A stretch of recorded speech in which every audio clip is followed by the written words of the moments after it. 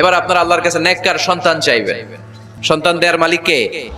আল্লাহর কাছে দোয়া করবেন, রব্বি লা তাযারনি ফারদা ওয়া আনতা খায়রুল ওয়ারিসিন। এটা নবীদের দোয়া। পারেন না দোয়াটা? সবাই পড়েন আমার সাথে, রব্বি লা তাযারনি ফারদা ওয়া আনতা খায়রুল ওয়ারিসিন। এর মানে হলো, আল্লাহ আপনি আমারে নিঃসন্তান বানিয়ে এই দুনিয়ায় রাখবেন না, আপনি তো উত্তম উত্তরাধিকার তৈরিকারী, আপনি উত্তম সন্তান দানকারী, ঠিক কি না? আল্লাহ তাআলা সন্তান দেন, এজন্য আপনি দোয়া করবেন, এই দোয়াগুলো পড়বেন। রব্বি হাবলি মিনাস সালিহিন।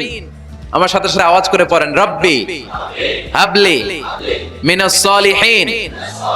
কেউ বাদ যাবেন না, আওয়াজ করে সবাই পড়ুন, রব্বি হাবলি মিনাস সালিহিন।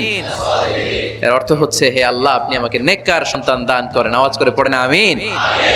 নেককার স্ত্রী, নেককার সন্তান আল্লাহর কাছে চাইতে হয় ভাইরা, না চাইলে পাওয়া যায়